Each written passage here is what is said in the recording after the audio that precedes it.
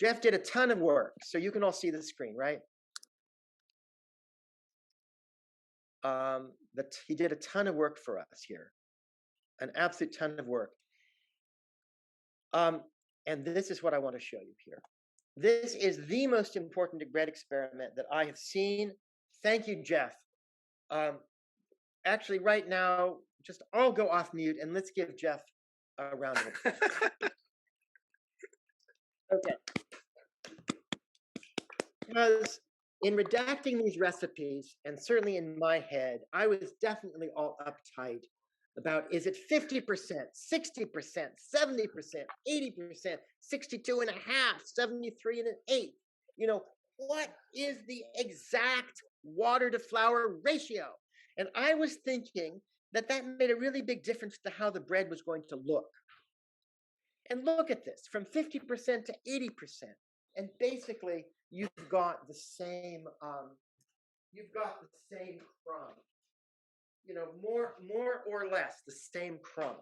And we're about to get to the big epiphany, everybody. We're about to get to the big reveal. Now, here is that recipe, 80%, and this is the crumb structure I get here. Okay, so it's not.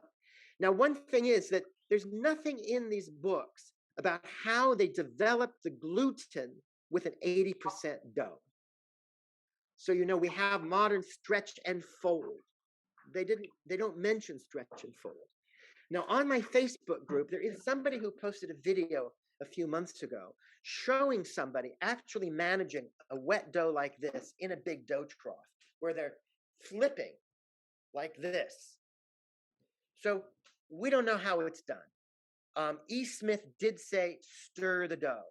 So I think we need to assume that there was a system for developing these wet doughs. And William? Yeah? And note that it says put it in a bowl. And I think that was one of the things that I was trying to show you is that anytime you see those high hydration doughs, which did exist, they always put it in a bowl. It's not free-formed rolls, you know, or free-formed bread. It's not just, you know, put in between a cloth. It's put in a bowl, let it heave, and then turn it over. It says it right there in those high hydration ones. Okay. Thank you, Jeff. It says it in that text. Right.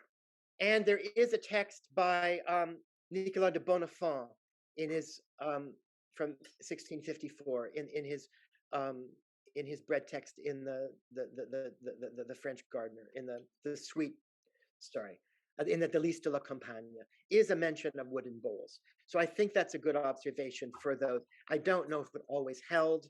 And I would think if every bakery had tons of bowls, there'd be a ton of wooden bowls on the antique market, which I don't think there are.